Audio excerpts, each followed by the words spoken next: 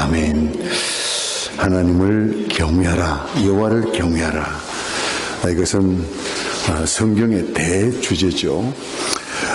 하나님의 백성으로서 우리가 정말 새기고 또 새겨야 할 한 가지 말씀, 그것은 바로 하나님을 경외하라 하는 바로 이 말씀인 줄로 믿습니다.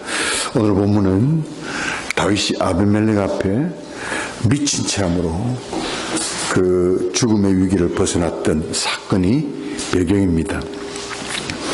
다윗은 자기를 잡아 죽이려 하던 사울을 피해 가드 왕을 기대하고 그에게로 도망을 쳤지만 강한 적대감을 가진 그들, 블레셋 족들이죠, 오히려 다윗을 죽이려 했습니다. 다윗은 순간적으로 미친 사람 흉내를 내게 되고 극적으로 목숨을 건지게 되었습니다. 이를 통해서 다윗은 실감 있게 하나님을 경험했습니다. 사람이 하나님을 경험하고 하나님을 알면 그는 반드시 하나님을 경외하게 됩니다.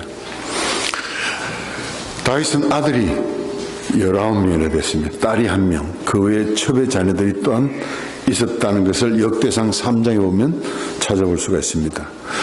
다윗은 그 많은 자기 자녀들을 어떻게 양육했는가? 다윗의 자녀 교육의 초점은 여호와를 경외하라 하는 것이었습니다. 오늘 보면 11절 우리 다시 한번 보십니다. 너희 자녀들아 와서 내 말을 들으라. 내가 여호와를 경외하는 법을 너희에게 가르치리로다. 다윗은 그의 자녀들에게 오직 여호와를 경외하라 그렇게 가르쳤던 것입니다. 첫째로 왜 하나님을 경외해야 하는가? 자, 8절에 보십시오. 너희는 여호와의 선하심을 맛보할지어다. 그에게 피하는 자는 복이 있도다. 하나님을 경외함으로 하나님께 피하는 자, 하나님을 경외하는 자, 그가 진정 복 있는 사람이라고 했습니다. 여러분, 다윗과 마찬가지로 저와 여러분도 우리의 자녀들이 정말 하나님 앞에 복 있는 사람, 정말 그래서 행복한 삶을 살아가고 가치 있는 삶 살아가는 그런 자녀들이 되기를 원하는 줄로 믿습니다. 다윗이 그랬다는 사실, 정말 자기의 그 자녀들이 하나님 앞에 복 있는 사람이 되기를 원했고, 그래서 다윗은 그의 자녀들에게 하나님을 경외해야 한다. 하나님을 경외하라. 그렇게 가르쳤던 것입니다. 하나님을 경외하는 자가 어떤 복을 받는가? 자, 그 사실에 대해서 구체적으로 말하고 있는데, 하나님은 당신을 경외하는 자에게 그 모든 어려움에서 건져주신다 하는 것입니다. 4절에서 내가 여호와께 간구하며 내게 응답하시고 내 모든 두려움에서 나를 건지셨도다 그렇습니다. 6절에도 보시면 이 곤고한 자가 부르짖음에 여호와께서 들으시고 그의 모든 환난에서 구원하셨도다 그랬습니다.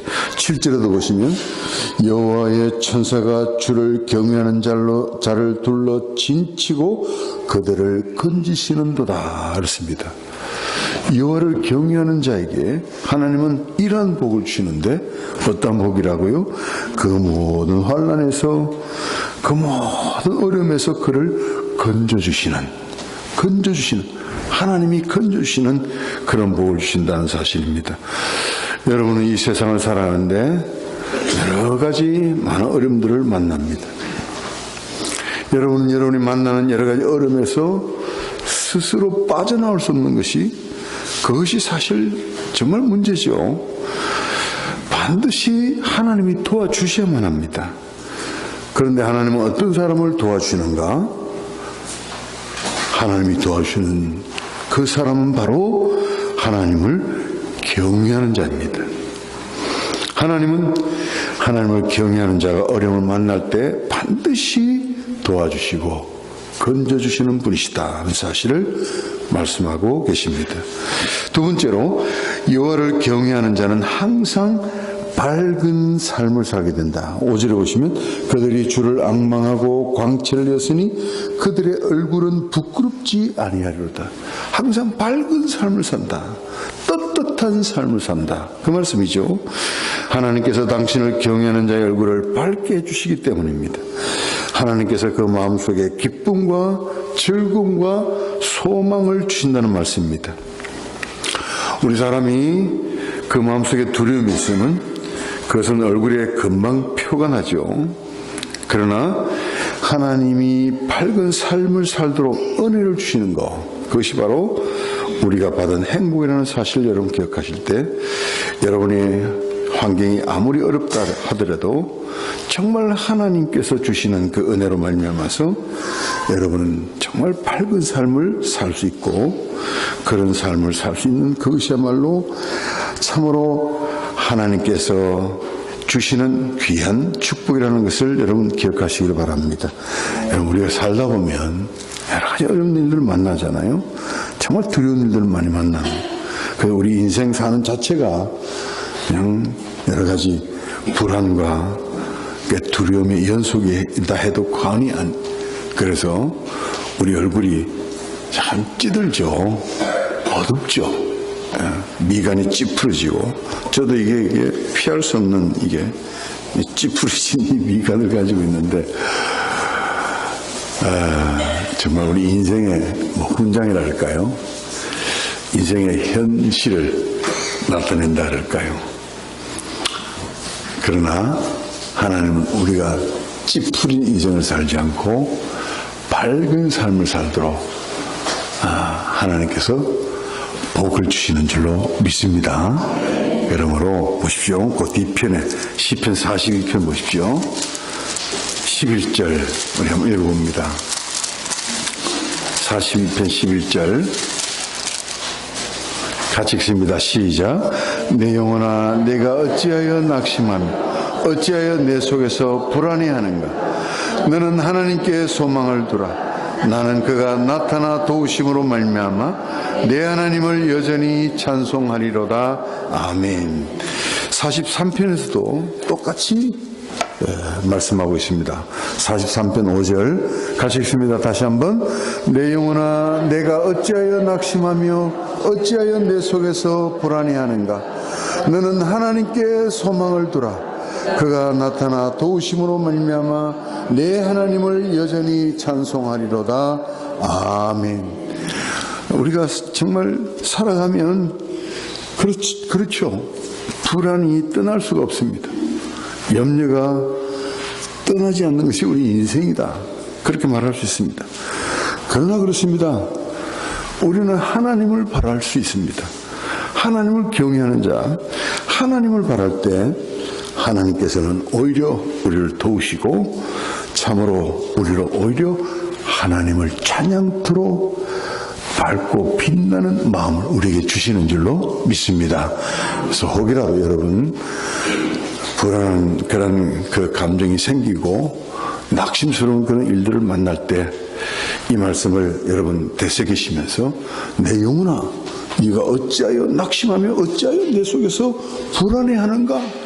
너는 하나님을 바라라. 하나님을 바라라. 하나님을 경외하는 자, 그에게 주어진 특권이죠. 하나님을 바라는 저와 여러분 되기를 바랍니다. 그래서 모든 불안 염려 떨쳐버리고 내 영혼아 네가 어찌하여 불안해하며 어찌하여 두려워하는가. 하나님을 바라라. 하나님을 바라심으로 말미암아서 참으로 밝은 빛 가운데서 하나님을 찬양하며 살아가는 저와 여러분 되기를 바랍니다. 하나님을 경외하는 자에게 하나님은 어떤 복을 주시는가. 다시 본문으로 돌아와 보시죠. 34편 9절에 보시면 너희 성도들아 여호와를 경외하라. 그를 경외하는 자에게는 부족함이 없도다. 할렐루야. 하나님을 경외하는 자는 부족함이 없는 삶을 살게 된다는 사실입니다. 여러분 사람들은요 세상의 모든 것을 다 가지고 있어도 더 가지고 싶어서 탐심의 헐떡입니다.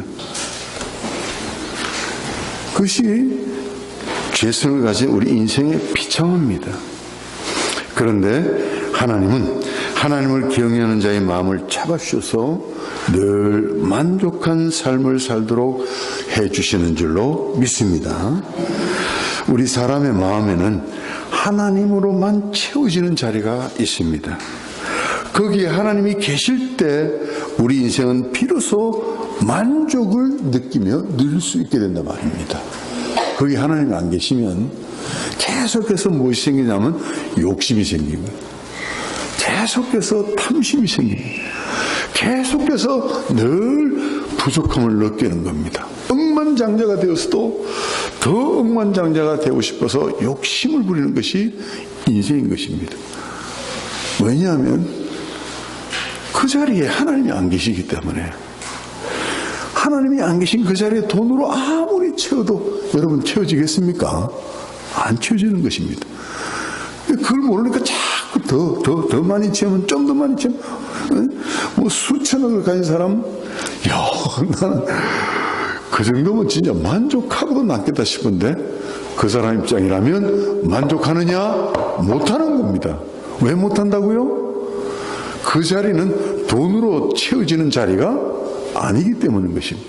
그 자리는 오직 누구로만? 하나님으로만 채워지는 자리인데, 하나님으로 채워야 되는데 그게 다 돈으로 채우려 하니까 채워지느냐 이 말입니다. 그걸 모르니까 자꾸 돈. 그만하면 되고도 남았는데 그래도 또 돈 하는 이유가 바로 거기에 있다는 사실입니다. 여러분, 저와 우리는 하나님을 경외하며 참으로 하나님으로 얼마든지 만족할 수 있는 아름답고도 복된 삶을 살 수 있도록 은혜 가운데 인도하신 것을 믿습니다. 하나님으로 만족하며 참으로 늘 감사하며 하나님을 찬양하는 저와 여러분 되기를 바랍니다. 하나님을 경외하는 자가 왜 복받은 사람인가? 마지막으로 하나님을 경외하는 것이 지혜의 근본이기 때문에 그렇습니다. 사람이 영특하다고 지혜로운 것이 아니다는 것은 여러분 기억하셔야 됩니다. 영특한 자가 오히려 자기께 빠질 수 있는 것이 바로 세상이죠. 그러나 정말 사람은 지혜로워야 되는데 그것이 어디서 오는가? 그것은 오직 하나님을 경외하는 데서 나오는 것입니다. 여호와를 경외하는 것이 지혜의 근본이라고 했습니다. 다윗은 하나님 경외를 그의 삶을 통해서 배웠습니다. 하나님은 다윗에게 기름 부으신 후 그를 바로 이스라엘의 왕으로 사용하신 것이 아니었습니다. 하나님은 그가 하나님을 경외하도록 하는 훈련과 교육을 친히 시키셨습니다. 하나님을 경외하는 사람이 되어야만 비로소 하나님이 쓰실 수 있다는 사실 때문입니다. 여러분이 구원받았다고 바로 하나님 앞에 쓰임받는 것은 아니라는 사실을 기억하셔야 됩니다. 하나님은 여러분을 먼저 교육하시는데 하나님의 교육 목표는 여러분이 진심으로 하나님을 경외하는 자가 되게 하는 바로 거기에 있는 줄로 믿습니다. 오늘 본문의 사건도 다윗을 훈련시키시는 하나님의 계획이었습니다. 다윗이 죽음의 위기에 놓였을 때 그는 자기 꾀를 쫓아 미친 척하면서 거기서 빠져나오려 했습니다. 그러나 그때 그의 마음이 얼마나 무섭고 간절했겠습니까? 자기가 사울의 그 추격을 피해서 블레셋에게 가면 그 사람들이 자기를 이렇게 받아줄 줄 알았는데 웬일입니까? 이 사람이야말로 우리의 적입니다 하면서 이를 죽여야 된다는 블레셋 군에 의해서 그야말로 죽임을 당할 그런 위기 속에 빠지고 말았습니다. 그때 다윗이 아이 큰일 났구나, 내가 잘못했다가 여기서 죽고 말겠구나 그러면서 속으로 하나님 도와주세요, 하나님 내가 지금 죽게 됐습니다, 하나님 한 번만 도와주세요, 한 번만 살려주세요. 그러자 하나님이 그에게 지혜를 주신 거죠. 미친 척 하도록 하는 겁니다. 그러니까 막 그 사람들 앞에서 미친 척 하면서 막 침을 흘리면서 그러니까 죽일 가치가 없는 그런 자로 이렇게 생각을 하고 가드 왕이 야 미치잖아. 이거 죽여서 뭘 하느냐. 살려보내. 이렇게 된 겁니다. 그래서 살아난 거죠. 그렇게 살아났을 때 여러분 다윗의 마음이 어땠겠습니까? 누가 살려주신 거예요? 하나님 살려주신 거예요. 하나님 한 번만 살려주세요. 내가 지금 큰일 났습니다. 내가 지금 죽을 위기를 만났습니다. 내가 이거 죽으면 안 되지 않습니까? 하나님 도와주세요. 도와주세요. 어떻게 하면 좋습니까? 저들이 날 죽이려 합니다. 죽이려는 그 죽임을 당할 뻔한 그런 위기 속에서 하나님을 찾고 하나님을 부르짖고 하나님께 매달렸더니 하나님께서 그렇게 번뜩 지혜를 주셔가지고 그가 살아난 것입니다.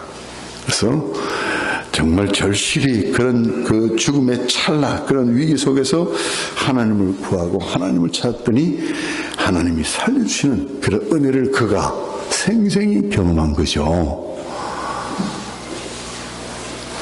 많은 그 사울을 통해서 하나님의 도우심을 경험을 했습니다. 그러나 지금 오늘 본문 34편의 이 아비멜렉 앞에서 죽임을 당할 뻔한 그 위기 속에서 그 찰나 속에서 극적으로 살아나게 된 그것은 바로 정말 그가 생생하게 하나님의 도우심을 경험한 바로 그런 귀한 기회였죠. 하나님을 경험함으로 정말 살아계신 하나님을 만나고 하나님의 도우심을 만나고 하나님의 함께 하심을 만나고 여러분 삶 속에서 그러한 경험을 해보신 적이 있으신지요? 꼭 다윗 같은 그런 그 상황은 아니랄지라도 여러분이 어려운 위기를 만났을 때 힘든 어떤 그런 어떤 고비를 인생의 고비를 만났을 때 하나님 나 좀 도와주세요. 하나님 나 좀 도와주세요. 그랬더니 과연 하나님이 도와주시고 만나주시고 붙들어주시는 그러하신 하나님의 손길을 경험하고 하나님의 사랑을 여러분이 경험하고 함께 하시는 살아계신 하나님을 경험하고 여러분 그런 경험이 여러분 삶 속에서 있으신지요? 여러분 다윗이 그걸 경험했다 이 말입니다. 많은 하나님의 도우심을 그가 만났었지만 이토록 절실히 하나님을 찾았고 구하고 매달렸더니 과연 즉시로 도와주시는 하나님의 손길을 만난 바로 그런 사건은 아마 이전도 이유도 없었으리라 생각됩니다. 그토록 정말 절실히 찾았더니 과연 살아계신 하나님이셨고 과연 도와주신 하나님이셨고 과연 능력의 하나님이셨다는 사실 그가 만난 거죠. 그래서 정말 하나님을 알게 되고 여러분 이게 정말 중요한 겁니다. 하나님을 알게 되고 경험해서 과연 하나님 살아계시는구나, 하나님 나를 도와주시는구나, 과연 하나님 나와 함께 하시는구나 경험해서 그래서 하나님을 알게 된 하나님을 아는 거 여러분 그런 경험 있으십니까? 성경에서 하나님을 알다 알죠? 기노스코란다. 기노스코 이 단어 알다 이 단어는 하나님을 경험해서 하나님을 실제로 내가 경험해서 오늘 교수요 8절에도 보면 너희는 여호와의 선하심을 맛보아 알지어다. 경험했다. 맛보아 알지어다. 그래서 그가 하나님을 비로소 이제 진짜 하나님이시구나.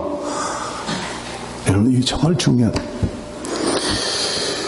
여러분 제가 말씀을 드린 것으로 생각이 납니다만 다시 한번 복습하는 의미에서 아시는 분은 그러나 아직 이 부분을 확실히 모르고 계셨던 분들은 이 단어를 완전히 기억하셔야 됩니다. 누가복음 가봅니다. 누가복음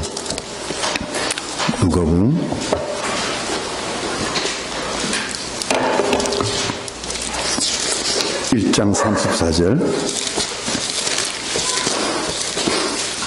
성경의 여러 단어 중에 정말 중요한 단어, 이 단어입니다.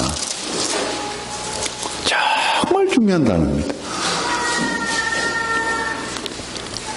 1장 34절 같이 읽습니다. 시작. 마리아가 천사에게 말하되 나는 남자를 알지 못하니 어찌 일이 있으리까. 자, 누가 한 말입니까?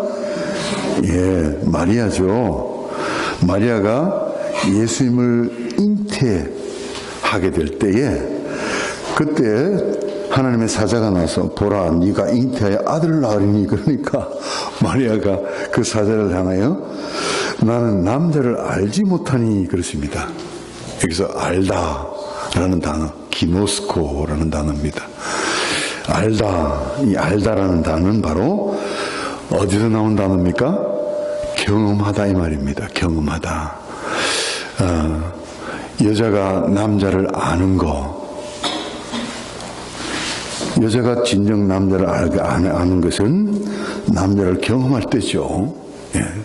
남자를 경험할 때, 남자와의 성적 관계, 그 관계를 통해서 남자를 비로소 압니다. 그렇죠? 그때 쓰는 단어가 바로 기노스코라는 단어입니다. 그러니까 경험해서 거기서 제대로 안다, 비로소 안다 그 말입니다. 그냥 겉으로만 아는 것이 아니고 그 성질을 알고 본질을 알고 그것을 말할 때 쓰는 단어 기노스코입니다.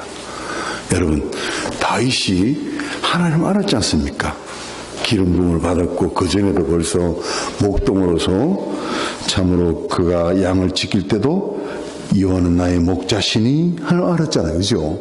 알았습니다만 그러나 그가 정말 하나님을 비로소 알게 된 거, 오늘 이 사건을 통해서 그가 과연 살아계신 하나님, 나와 함께 하시는 하나님, 참으로 나를 도와주시는 하나님이심을 알게 된 것은 바로 그가 하나님을 찾았을 때 하나님의 도우심을 입어서 살아나게 된 이 사건을 통해서인 줄로 믿습니다.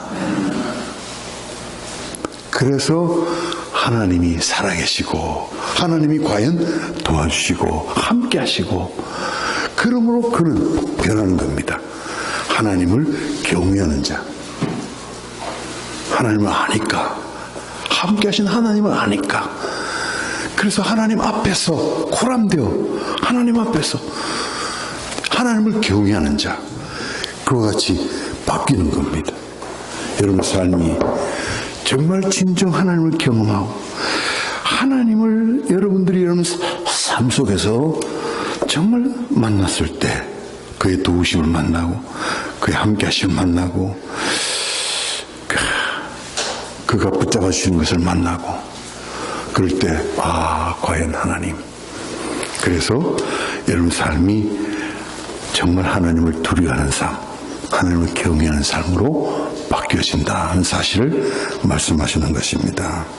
여러분, 그래서 다윗이 이제 정말 하나님을 경외하는 자로 바뀌어졌을 때 그가 그의 자녀들에게 가르치는 오직 한 가지, 그것은 바로 너희도 하나님을 경외해야 된다. 바로 그겁니다. 하나님이 살아계신다 말입니다. 하나님이 도와주신다 말입니다. 하나님이 함께 하신다 말입니다. 그러므로 하나님을 경외하는 자가 되어야 된다.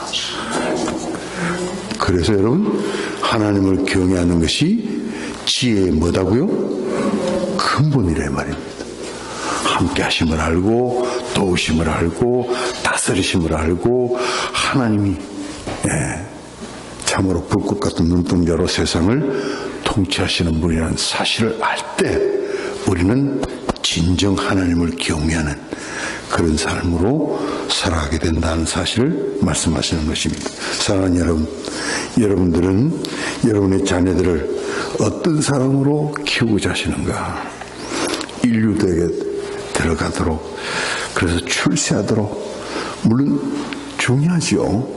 여러분 자녀들이 선택의 영역이 넓어지도록 그렇게 만드는 거 부모가 해야 할 중요한 일입니다만, 그러나 그보다도 가장 먼저 가장 시급히 해야 될 한 가지 일은 바로 여러분의 자녀들로 하나님을 경외하는 자로 만드는 것. 그것이야말로 어떤 무엇보다도 가장 우선해서 여러분의 자녀들을 키워야 할 바로 자녀 교육의 목표인 줄로 믿습니다. 하나님을 경외하는 것이 무엇인가 좀 더 구체적으로는 알아야 됩니다. 쉽게 말하면 그건 하나님을 두려워하는 겁니다. 하나님의 우선은 하나님을 두려워하지 않죠. 아니, 아담의 우선입니다. 범죄한 아담의 우선은 하나님을 두려워하지 않습니다. 그것은 그가 하나님과 같이 되려고 선악과를 따먹은 인간의 모습이죠. 죄의 성품이 바로 그러합니다. 자기를 하나님과 같이 생각하며 자기 마음대로 삽니다. 자기 중심이죠. 하나님 자리, 하나님을 모셔야 될 그 중심에 하나님이 계시지 않고 자기가 있습니다. 자기 중심입니다. 하나님을 두려워하지 않죠. 그런 사람이 교회를 다녀도 자기 마음대로입니다. 주일에 나오고 싶으면 오고 나오기 싫으면 안 오고 자기 마음대로입니다. 11조 헌금도 자기 마음대로 하고 싶으면 하고 자기가 정해서 그렇게 자기 임의대로 합니다. 결혼하는 것도 그렇습니다. 직장을 선택하는 것도 그렇습니다.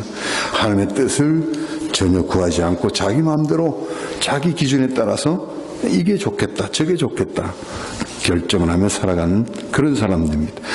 도무지 하나님을 두려워하지 않으며 그래서 하나님을 찾지도 구하지도 않습니다. 하나님을 찾고 구하는 것 같을 때도 있습니다만 사실은 이미 자기가 결정을 다 해놓고 다만 하나님이 도장 찍어주기만을 요구합니다. 자기 마음대로 살아가는 데 있어서 하나님은 다만 자기의 마음을 편하게 해주는 수단, 덜러리 정도로만 생각하는 거. 사람이 그와 같이 하나님을 두려워하지 않고 자기 마음대로 산다면 그것이야말로 가장 어리석은 그런 삶이 된다는 사실을 기억하셔야 됩니다. 다윗은 입이 닳도록 자기 자식들에게 하나님 경외를 가르쳤습니다. 그러나 여러분 이상한 일이 있습니다. 그 아들들 가운데 제대로 하나님을 경외하는 자가 있었는가? 19명의 아들이 있었고 딸이 하나 있었고 그 외에 또 첩의 자식들이 있었습니다만 어느 하나도 제대로 하나님을 경외하는 그런 자식으로 드러난 사람이 없다는 것을 우리는 성경을 통해서 찾아볼 수가 있습니다. 오히려 다윗의 자녀들 간에는 무서운 강간과 살인사건들이 일어났습니다. 급기야는 다윗조차도 자기 아들을 피해 도망을 다녀야만 했습니다. 다윗의 뒤를 이은 그래도 우리가 잘 아는 솔로몬을 보시면 그는 처음에 하나님을 경외하는 그런 자였습니다만 그러나 그도 나중에는 이방 여인을 취해서 우상을 섬겼습니다. 사람이 하나님을 두려워한다면 우상을 용납할 수가 없죠. 그러나 솔로몬은 이방 여인을 아내로 맞이하면서 그들의 우상도 용납하고 말았습니다. 하나님을 두려워하지 않고 그런 짓을 하다가 결국 이스라엘은 두 나라로 남북으로 쪼개지고 말았습니다. 그렇다면 왜 그렇게 됐을까? 다윗이 정말 그토록 하나님을 경험하고 그래서 하나님을 제대로 알고 바로 알고 그래서 하나님을 경외하는 그런 삶을 그가 살았습니다. 그래서 자식들에게도 입이 닳도록 하나님을 경외해야 된다. 그래서 지혜로운 삶을 살아야 된다. 하나님을 경외해야 된다. 그래서 정말 하나님께로부터는 복을 받아서 살아야 된다. 이렇게 가르쳤습니다만 정작 그의 자녀들은 전혀 그렇지 못했다는 이 사실에 대해서 왜 그랬는가? 그토록 입이 닳도록 가르치지 않았는가? 예, 그렇습니다만 그러나 다윗이 정작 자신의 삶이 그 본이 되질 못했죠. 다윗은 우리의 아내와 바세바죠. 간음을 했습니다. 거기다 우리아를 치열한 전장으로 보내서 죽이고 말았죠. 하나님을 경외하는 것이 몸에 배었던 다윗이었는데도 불구하고 그런 실수를 저지른 다윗의 그 실수를 자녀들이 본 겁니다. 여러분, 자녀들에게는 부모의 약점이 더 크게 보입니다. 정말 이것을 보면서 우리는 우리 한계를 느끼지 않을 수가 없습니다. 다윗이야말로 그토록 하나님을 많이 경험하고 다윗만큼 하나님을 많이 한 사람이 누가 과연 있을까 할 정도로 그는 정말 하나님 아는 자였습니다. 그럼에도 불구하고 그런 실수를 저질렀다면 하물며 우리야 어떠하겠는가? 이건 뭘 말하는 것입니까? 우리가 아무리 하나님을 경외한다 해도 우리 자신의 의지와 힘으로는 불가능하다는 사실을 말해주는 것이죠. 그러므로 우리에게는 누가 필요하다고요? 예수님이 필요하다는 사실을 역설적으로 말해주고 있는 것입니다. 다윗의 그 삶은 정말 다윗에게도 그가 그토록 하나님을 알고 하나님을 경외한 삶을 살았다. 자식들의 입이 닳도록 하나님 경외를 가르쳤지만 그러나 그에게도 정작 필요한 것은 누구였다? 예수 그리스도. 그가 필요한 사람이었다는 사실을 말해주고 있는 거죠. 그 사실은 또한 우리에게도 동일하게 적용되는 줄로 믿습니다. 그러므로 우리에게도 누가 필요하다? 예수 그리스도가 필요하다. 예수 그리스도가 아니고는 정말 우리가 하나님 경외를 실천할 수도 없고 예수 그리스도가 아니고는 더욱이 정말 중요한 거 우리 자녀들에게 하나님 경외를 제대로 가르쳐 줄 수 없다는 사실을 우리는 뼈저리게 인정을 하고 기억해야 될 것입니다. 우리가 우리의 본을 보여서 부모가 본을 잘 보여서 우리 자녀들을 정말 하나님을 경외하는 자로 키워야 됩니다. 말이 맞죠? 맞죠? 그렇게 해야 되죠. 그러나 그렇게 해서 우리 자녀들을 하나님을 경외하는 자로 키울 수 있는 부모가 이 세상에 누가 있느냐 말입니다. 다윗이 가장 하나님을 경외하는 높은 자리에 있었던 사람으로 손꼽을 수 있을 것입니다. 그러나 그도 성공했습니까? 실패했습니까? 그의 자신의 삶으로는 실패하고 말았다 이 말입니다. 결정적인 실수로 말미암아서 자기 자녀들을 그야말로 하나님을 우습게 여기는 망나니로 키워버리고 말았다는 사실을 우리가 보게 될 때 그러므로 우리는 오직 누가 필요하다? 예수 그리스도가 필요하다 이 말입니다. 그래서 우리는 우리 자녀들에게 무엇보다 먼저 뭘 가르쳐야 되겠습니까? 복음을 가르쳐야 되는 겁니다. 예수 그리스도 십자가 외에는 어느 누구도 진정으로 하나님을 경외할 자가 있느냐? 없다 이 말입니다. 예수 그리스도의 십자가, 여러분 예수 그리스도의 십자가는 늘 우리에게 이 두 가지를 가르칩니다. 이 두 가지가 분명하게 드러나는 것이 바로 예수 그리스도의 십자가인데 그 두 가지는 뭐냐? 첫째 하나는 하나님께서 죄를 너무너무 싫어하신다, 미워하신다는 겁니다. 오죽하면 그 아들까지, 그 아들이라 할지라도 십자가에 처벌을 내리셨는가? 뭐 때문에? 죄를 미워하시기 때문에, 죄를 싫어하시기 때문에, 죄에 대해서는 끝까지 하나님께서 심판하시는 하나님이시다는 사실을 보여주는 것이 바로 예수 그리스도의 십자가입니다. 그러므로 죄를 짓고는 어느 누구도 하나님 나갈 수 없는 겁니다.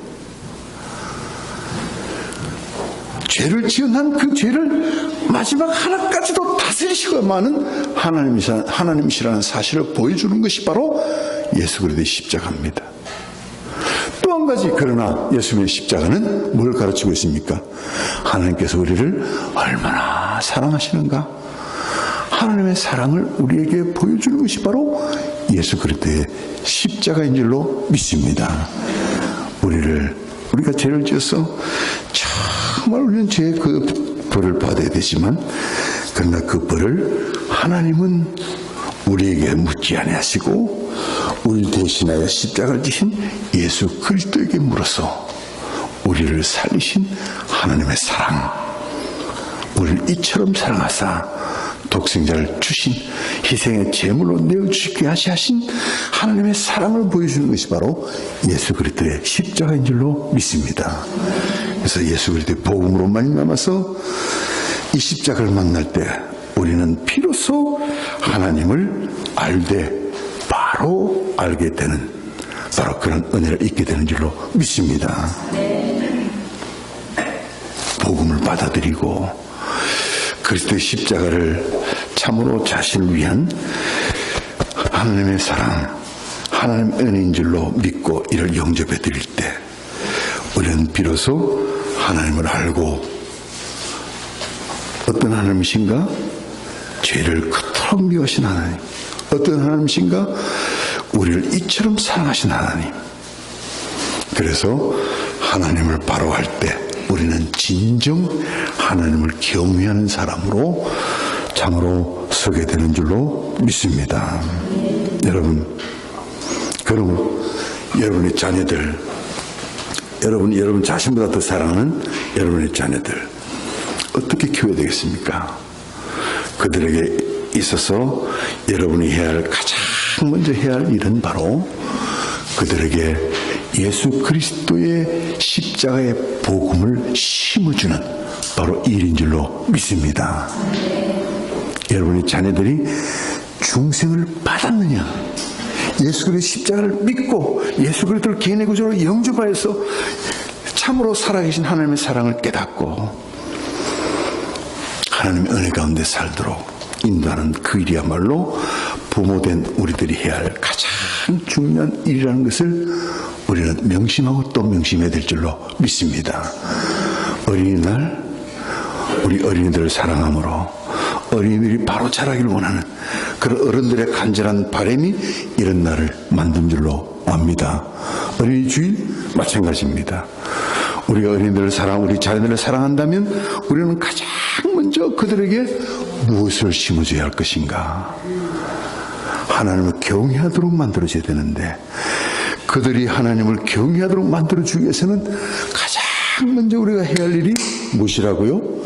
예수 그리스도의 십자가 복음을 가르치고 그 복음을 받아들이고 그들이 중생받도록 만드는 바로 그 일이야말로 부모로서 해야 할 가장 중요한 가장 우선적인 우리 부모의 받은 사명인 줄로 믿습니다. 바람이 어디서 와서 어디로 가는지 알 수 없지만 바람이 부는 것은 알듯이 성령으로 중생받은 사람은 바로 그와 같다. 여러분의 자녀들이 중생받은지 안 받은지 우리는 분명히 그것을 알 수가 있습니다. 사람이 중생받은 구체적인 증거는 그가 하나님을 경외한다는 겁니다. 어디서 바람이 부는지 어디로 가는지 몰라도 바람이 부는 거 알 수 있어요 없어요? 알 수 있듯이 중생받은 것도 우리가 알 수 있는데 그것은 바로 그가 하나님을 경외하는 삶을 산다 하는 것입니다. 사랑하는 여러분, 여러분의 자녀들이 정말 하나님을 경외하는 삶을 사는가? 중생받았는가? 똑같은 말입니다. 중생받았다면 하나님을 경외하는 삶이 나타납니다. 하나님을 경외하는 삶을 살아가도록 여러분들이 그것을 먼저 분별하고 아직 중생받지 못한 자녀들이라면 가장 먼저 복음을 심어주고 또 심어주고 그들이 복음으로 말미암아 중생받기까지 잉태하는 두 번 여러분 자녀들을 육신으로 낳는 그것으로 끝이 아니라 영적으로 다시 거듭나도록 만드는 바로 두 번 생일을 가지도록 만들어주는 이것이야말로 부모가 해야 할 가장 중요한 일이라는 것을 여러분 기억하시고 여러분의 자녀들이 중생받아서 하나님을 정말 경외함으로 하나님을 경외하는 자가 받는 복, 그 수많은 복을 받아서 누리고 무엇보다도 정말 지혜로운 삶 살아서 하나님 앞에서 귀하게 쓰임받는 여러분의 자녀들로 세워주는 것, 이것이야말로 어린이 주일, 특별히 어린이 주일을 지나면서 부모로서 우리가 해야 할 가장 중요한 일이라는 사실을 가슴에 새기시고 은혜 속에서 정말 여러분의 자녀들이 아직 중생 못 받았다면 거듭나도록 두 번 생일을 맞이하도록 해주는 일이 가장 급선무요.